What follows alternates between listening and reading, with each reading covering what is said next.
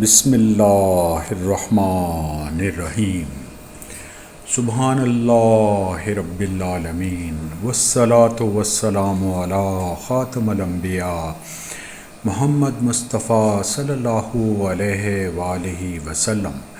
بسم اللہ الرحمن الرحیم الحمد للہ رب العالمین الرحمن الرحیم مالک یوم الدین ایاک نعبد و ایاک نستعین اہدنا الصراط المستقیم صراط الذین انعمت علیہم غیر المغضوب علیہم ولا الضالین آمین۔ بسم اللہ الرحمن الرحیم۔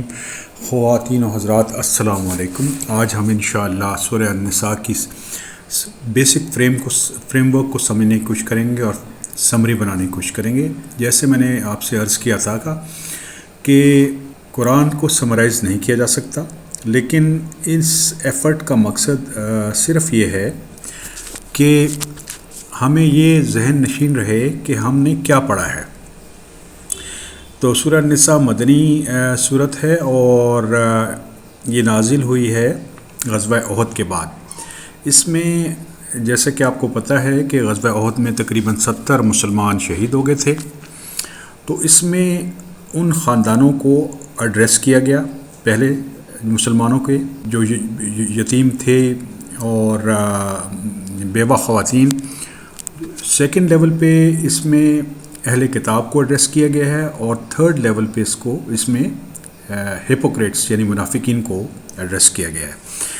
تو جو مسلم سے ایڈریس کیا گیا ہے وہ 1 سے لے کے 143 آیت تک، اور پھر اس کے بعد 122 آیت سے لے کے اور 127 آیت تک، اور پھر آخر میں 176 آیت بھی مسلمس کو ایڈریس کیا گیا ہے۔ اہل کتاب جو ہے 44 سے لے کے 57 آیت تک، اور 153 سے لے کے 175 آیت تک، اور جو منافقین ہیں ان کا ذکر 58 سے لے کے 124 آیت تک، اور 136 سے لے کے 152 آیت تک کا کیا گیا ہے۔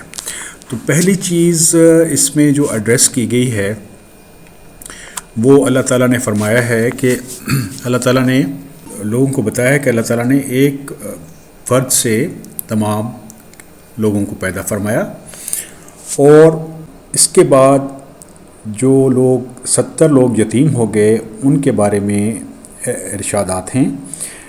اللہ تعالیٰ نے بتایا کہ آپ بیوہ اور یتیم لوگوں کی پروٹیکشن کے لیے اللہ تعالیٰ نے فرمایا کہ 1 سے 4 شادیاں کی جا سکتی ہیں، لیکن اگر آپ اس کو مینیج نہ کر سکیں، ان کے حقوق ادا نہ کر سکیں، تو پھر ایک ہی شادی کرنی ہے۔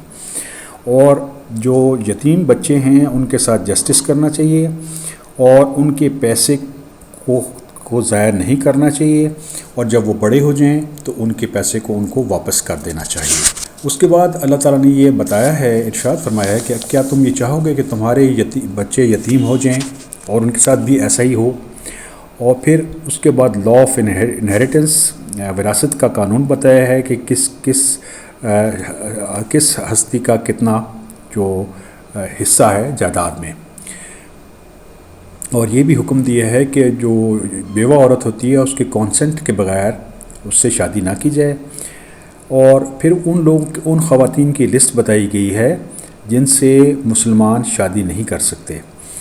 اور اس کے بعد اللہ تعالیٰ نے فرمایا ہے کہ اگر کوئی آدمی مسلمان کو جان بوجھ کے قتل کرے گا تو اس صورت میں اس کی جزا جہنم ہے۔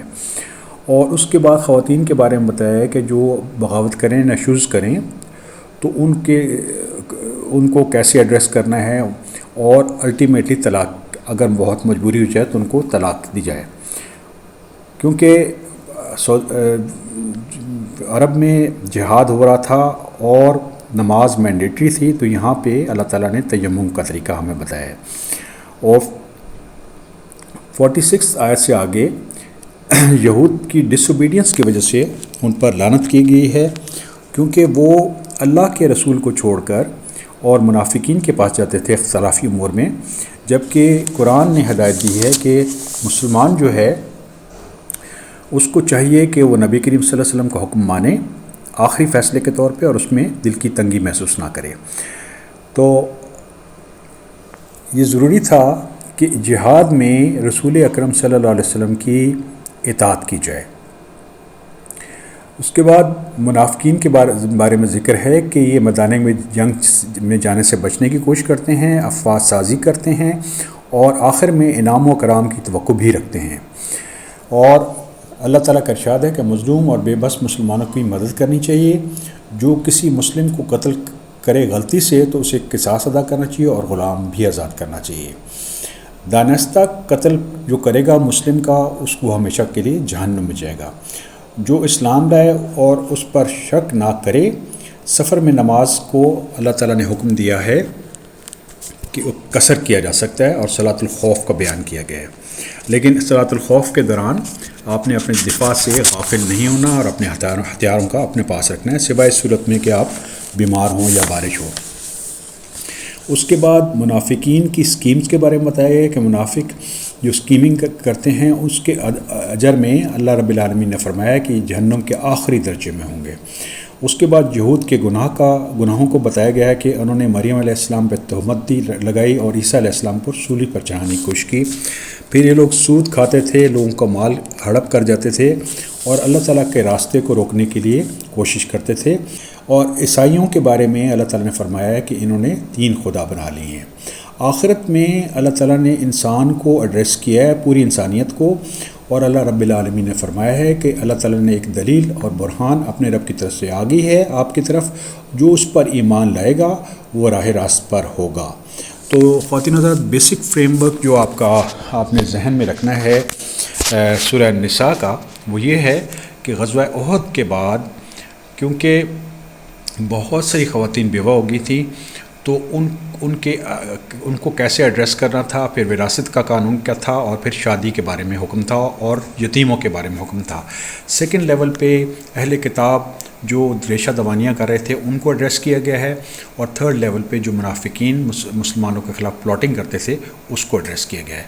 تو اگر آپ یہ 3 سیکشنز اپنے ذہن میں رکھیں گے تو انشاءاللہ العزیز آپ کو پوری سورہ النساء آپ کے ذہن میں آ جائے گی۔